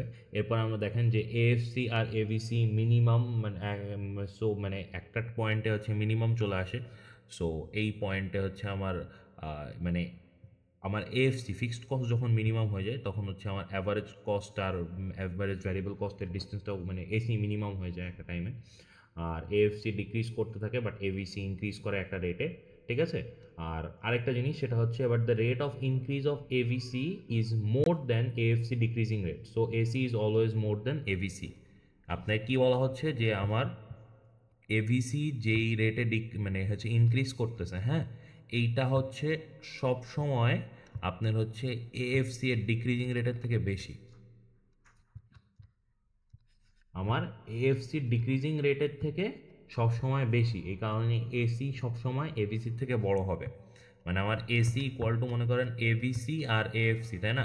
তো আমার স্বাভাবিকভাবে মনে করেন এএফসি যেই হারে কমতেছে আর সেই হারে যদি এভিসি না বাড়ে তাহলে তো এইটা আর মানে এইটা হচ্ছে এভিসি থেকে কম হয়ে গেল, একসময় দেখা গেল যে এভিসি অনেক মনে করেন এভিসি হচ্ছে কম বাড়ছে, মনে করেন এভিসি বাড়ছে 50 বাট এএফসি আমার কমছে 100, তাহলে কি আমার এসি এভিসি নিচে চলে যাবে না? বাট এটা কখনো বাস্তবে হয় না। এভিসি সবসময় 100 করে বাড়ে আর এএফসি 50 বা 10 করে কমে, মানে এএফসির কমার হার বা rate of decreasing of AFC is always less than the increasing rate বা বাড়ার হার অফ এভিসি, যেন এসি সবসময় এভিসির থেকে বড় থাকে। এটা হচ্ছে আমার ফার্স্ট রিজন, এটা ইয়ে হওয়ার। সেকেন্ড রিজনটাকে বলা হচ্ছে যে ল অফ ভ্যারিয়েবল প্রপোর্শন, ঠিক আছে।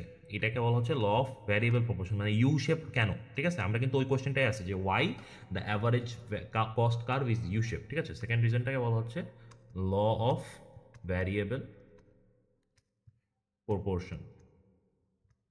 তো এটা বলছে কি আমার ইনিশিয়াল প্রোডাকশনটা ইনক্রিজিং রেটে বাড়তেছে, তারপরে প্রোডাকশনটা ফিক্সড রেটে বাড়তেছে, তারপরে লাস্টের দিকে আমার প্রোডাকশনটা ডিক্রিজিং রেটে বাড়তেছে।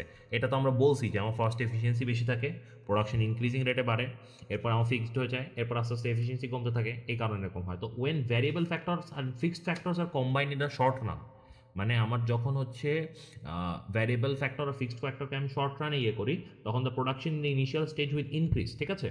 বাট আফটার মানে ইনক্রিজিং রেট একটা টাইমে কনস্ট্যান্ট থাকবে, এরপর লাস্টে যে প্রোডাকশনটা ডিক্রিজিং রেটে বাড়তে থাকবে, এটা আমরা বলছি, ঠিক আছে। আর ফাইনালি আরেকটা জিনিস আছে থার্ড, যেটাকে আমরা বলি ইন্ডিভিজুয়ালিটি, বাট এইটা ওইভাবে করে উল্লেখ না করলেও হয়। অ্যান্ড আপনি হচ্ছে 1 নাম্বার আর 2 নাম্বার পয়েন্ট দিয়ে মেইনলি এক্সপ্লেইন করতে পারবেন, ঠিক আছে। এখানে এই যে আপনি যদি শিটের ম্যামের শিটটা দেখেন যে এখানে হচ্ছে ওইখানেও খুব সুন্দর মতো জিনিসপত্র বলে দেওয়া আছে যে হচ্ছে এই যে এখানে খুব একটা ইয়ে বলা আছে যে আপনি যদি পেজ নাম্বারটা দেখেন যে 11 নম্বর পেজ, এখানে বলা আছে normally the AVC falls as output increases from zero to normal capacity due to the law of increasing returns, ঠিক আছে। ইনক্রিজিং রিটার্নস মানে ফার্স্টের দিকে আমি বেশি বেশি রিটার্ন পাবো, এটা হচ্ছে আমার এরপরে বলছে যে but afterwards the AVC will increase, মানে আমার অ্যাভারেজ ভ্যারিয়েবল কস্ট বাড়বে কারণ operation of the law of diminishing returns. So এই যে ল অফ দ্য প্রপোর্শন, যেটা মানে আমরা ফার্স্টে যেটা বললাম যে ল অফ প্রপোর্শনাল রিটার্নস বা ল অফ ভ্যারিয়েবল প্রপোর্শনস, যেটা এটার কথা বলা হচ্ছে যে এইটার কারণে মেইনলি এটা হয়। দ্বিতীয় যেটা হতে পারে সেটাকে আমরা মানে সেকেন্ড রিজন, যে মানে ফার্স্ট রিজন তো ওইটা দেখাইলাম যে হচ্ছে আমাদের এরকম হইতেছে, সেকেন্ড রিজনটা হচ্ছে আমার মানে আমার হচ্ছে একটা পয়েন্ট পর্যন্ত কমে, তারপরে একটা সিঙ্গেল ইয়ে হয়, তার মানে পয়েন্ট হয় মিনিমাম পয়েন্ট, এরপরে হচ্ছে বাড়ে ফিক্সড কস্টের সাথে। এই কারণে এসি কার্ভটা এরকম হয়। ভ্যারিয়েবল কস্ট আর ফিক্সড কস্টের সাথে আমরা একটা রিলেশনশিপ দেখাইলাম। সেকেন্ড রিজনটাকে বলা হচ্ছে আমার ল অফ ভ্যারিয়েবল প্রপোর্শন, আর থার্ড রিজনটা হচ্ছে আমার ইন্ডিভিজুয়ালিটি। ইন্ডিভিজুয়ালিটি নিয়ে আপনার ওইভাবে ওরকম কিছু লেখা লাগবে না, এটা মানে ওরকম কঠিন কিছু না। হ্যাঁ, এরপরে হচ্ছে আপনার আমাদের আর দুইটা কোয়েশ্চেন আছে, সেটা হচ্ছে মার্জিনাল কস্ট কি আর relationship of average cost and marginal cost. এই কোয়েশ্চেন দুইটা শেষ করলে আমরা হচ্ছে মোটামুটি আমাদের অ্যান্সার করা শেষ। হ্যাঁ, এই যে why the AC curve is U shaped, এটা দেখবেন আপনার হচ্ছে 13 নম্বর পেজেও দেওয়া আছে। এখানে হচ্ছে ডিউ টু মানে ইন্ডিভিজুয়ালিটিজ বা সরি, আমি এখানে ইন্ডিভিজুয়ালিটি বলতেছি বাবা, আমি এক্সট্রিমলি সরি, টার্মটা ভুল বলতেছি আমার, আমি তাই তো বলি ইন্ডিভিজুয়ালিটি বলছে, কেন এটা হচ্ছে ইনডিভিজিবিলিটি। ঠিক আছে, ইনডিভিজিবিলিটি কি বলছে, ডিউ টু ইনভিজিবিলিটি মানে indivisibility of the factors of production. এটা কি, another reason due to which the average cost forms U shape is indivisibility of the factors.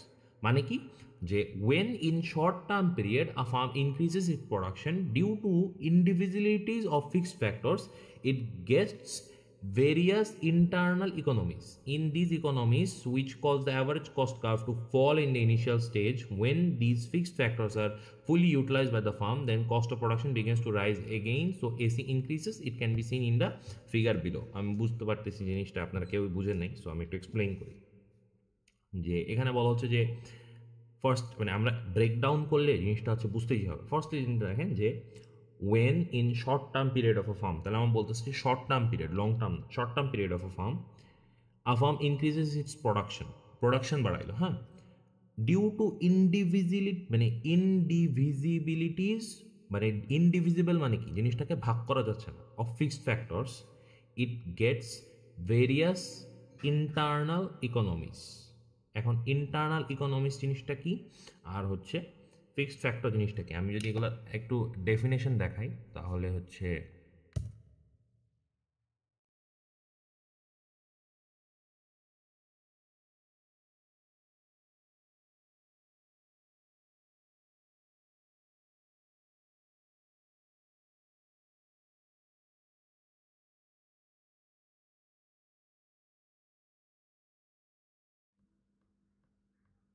দেখেন আপনি মানে এখন অ্যাকচুয়ালি কষ্ট করতে ইচ্ছে করছে না, আমার এই জিনিসটা বলতে ইচ্ছা করছে না।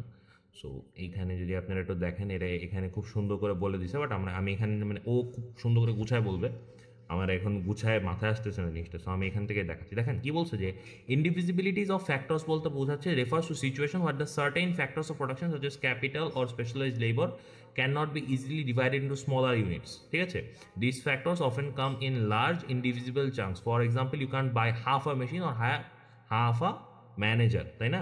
তাহলে আপনি মেইন কাহিনীটা কি হচ্ছে, যে আপনার একটা টাইম পরে আপনার প্রোডাকশনটাকে বাড়ানো লাগতেছে, তাই না? একটা টাইম পরে আপনি প্রোডাকশনটাকে বাড়াচ্ছেন, আমি যেটা বলতেছিলাম যে তখন আমার কী হবে, আমার একটা মেশিন কেনা লাগতেছে, তাই না? তো আপনি যখন একটা মেশিন কিনবেন হঠাৎ করে, তো আপনার ওই মেশিনটা কেনার সঙ্গে সঙ্গে আপনার হচ্ছে একটা মেশিনে একটা কস্ট আছে না, ওটা তো অ্যাড হবে। ওই মেশিনের তো একটা ফিক্সড কস্ট আছে, ওই মেশিনটা মেইনটেনেন্সের, ওই ফিক্সড কস্টটা তো অ্যাড হবে, মানে ফিক্সড কস্টটা বাড়বে না। এই জিনিসটা কিন্তু আপনি অর্ধেক মেশিন কিনতে পারতেছেন না। ঠিক আছে, সো এই জিনিসটাই আমাকে এখানে বলা হচ্ছে, যে আমার এক টাইম পরে যখন আমি প্রোডাকশন বাড়াবো, আমি তো আর আমার আগের মেশিন দিয়ে সব কাজ করতে পারছি না, তখন আমার নতুন মেশিন আনা লাগতেছে। তখন আমার নতুন মেশিনের প্রতি ওই নতুন মেশিনের মেইনটেনেন্সের একটা কস্ট আছে, অনেক কিছু আছে, অপারেটিংয়ের একটা কস্ট আছে, আমার ওই মেশিন চালানোর জন্য একটা লোক লাগবে, তার একটা কস্ট আছে, তোমার একটা ফিক্সড কস্ট বেড়ে গেল। সো এই ফিক্সড কস্টটা কিন্তু আপনি ভাগ করে নিতে পারছেন না ছোটো ছোটো ইউনিটে। সো এর কারণে আমার এই কার্ভটা একটা ইউ শেপ তৈরি হয়, কারণ আমার ধাম করে আমার হচ্ছে একটা ফিক্সড কস্ট বেড়ে যাচ্ছে, অ্যাজ আ রেজাল্ট আমি একটা ইউ শেপ পাচ্ছি। এরপরে কি বলতেছে দেখেন, ইন্টারনাল ইকোনমিক্স অফ স্কেল। এটা কি বলা হচ্ছে, যে আর cost advantages that a firm obtains due to its size or scale of operation. মানে আপনি যখন আস্তে আস্তে আপনার সাইজ বাড়াই দিবেন, তাই না?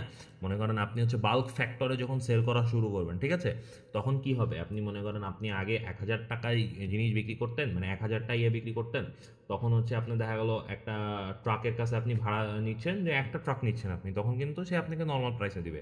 বাট যখন আপনি বাল্ক প্রোডাকশন করছেন, মনে করেন 10,000 প্রোডাক্ট আপনার কাছে আছে, আপনার 10টা ট্রাক লাগবে, তখন ট্রাকালা ভাই তাহলে একটু ডিসকাউন্ট দেন। যেমন আমরা যখন 10টা খাতা একসাথে কিনে, আমাকে একটু কম টাকায় জিনিসটা সেল করে, মানে একটা ডিসকাউন্ট দেয়।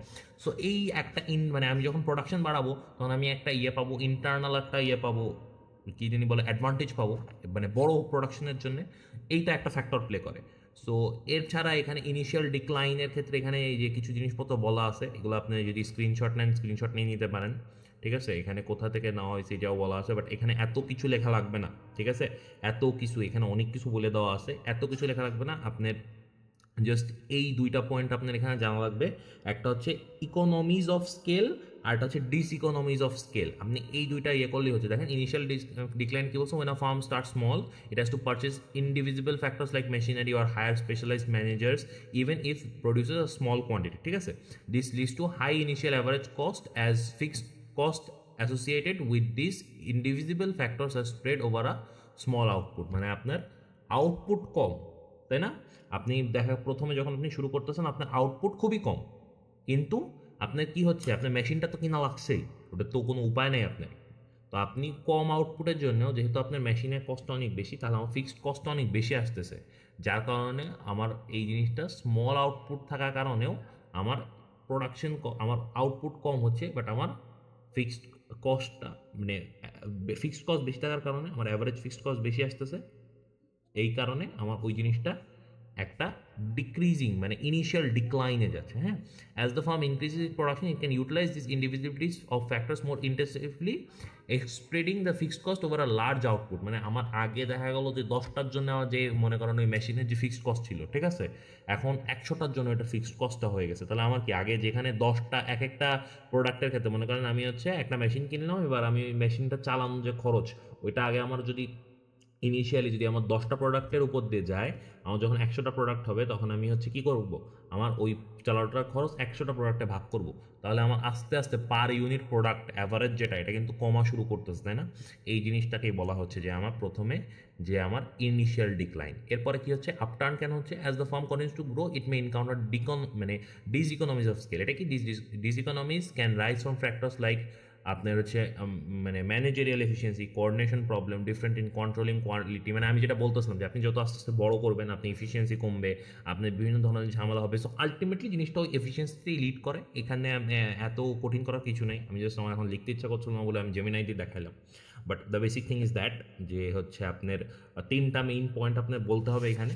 তিনটা পয়েন্ট, মেইন পয়েন্টের মধ্যে আপনার প্রথমে বলতে হবে যে হচ্ছে এরকম করে এভিসি ফল করে, এএফসি ফল করে, এভিসি ফল করে, তারপরে এভিসি বাড়ে কিন্তু এএফসি বাড়ে না। তো একটা টার্মে হচ্ছে মিনিমাল একটা পয়েন্ট থাকে, ওইটা এই মিনিমাল পয়েন্টের পরে যেহেতু এভিসি বাড়তে থাকে এই জন্য, আর যেহেতু একটার ইনক্রিজিং রেট আর একটা ডিক্রিজিং রেটের থেকে কম, এই কারণে হচ্ছে এএফসিও সবসময় মানে এসি সবসময় এভিসির থেকে বেশি থাকে। সো একটা টাইম পরে আপনার একটা ইউশেপ তৈরি হয়। এখানে পুরোটা আপনি যদি মুখস্থ করতে পারেন 13 নম্বর আর 14 নম্বর পেজের এটা মুখস্থ করে ফেলেন, এটা আসার চান্স অনেক বেশি। এরপরে আর দুটো জিনিস পড়াইলে আমাদের মানে পড়লে আমাদের অ্যাকচুয়ালি কাজ শেষ। সেটা হচ্ছে মার্জিনাল কস্ট কী জিনিস, আর হচ্ছে অ্যাভারেজ মানে অ্যাভারেজ কস্ট আর মার্জিনাল কস্টের মধ্যে রিলেশনশিপ কী। এইটা আমি চেষ্টা করব হচ্ছে আজকে এই পর্যন্তই থাক। আমি এইটার ছোট্ট একটা 10-20 মিনিটের একটা পয়েন্টার বানাই, আমি চেষ্টা করব নেক্সট ইয়েতে আপলোড করে দেওয়ার। আপাতত আপনারা এই পর্যন্ত দেখেন। তো আমি কোয়েশ্চেন যেগুলো আলোচনা করছি ওইগুলো একটু ভালো করে দেখেন, যে অ্যাভারেজ কার্ভ মানে কস্ট কার্ভ কেন হচ্ছে ইউ শেপ হয়, 3টা পয়েন্ট। এরপরে হচ্ছে আর যেগুলো কোয়েশ্চেনগুলো আলোচনা করছি এগুলো একটু দেখেন। And best of luck for the city, কারণ দিস ইজ আ 4 ক্রেডিটের কোর্স। সো আপনারা এটার ইম্পর্টেন্স খুব ভালো করেই জানেন। ভিডিওতে স্টিল কোনো ভুল থাকলে, কোনো ধরনের প্রবলেম পেলে, বা যদি আপনাদের কোনো সাজেশন থাকে যে ভিডিও আরও ইমপ্রুভ করা যায়, please let me know in the comments. And শুনতে অনেক বাজে লাগলো, but do like, subscribe and share. ইস, আসলেই ক্রিঞ্জ ভাই, কিছু করার দরকার নেই। ইফ ইট ইজ হেল্পফুল আমার জন্য দোয়া করেন। থ্যাংক ইউ, সালামু আলাইকুম।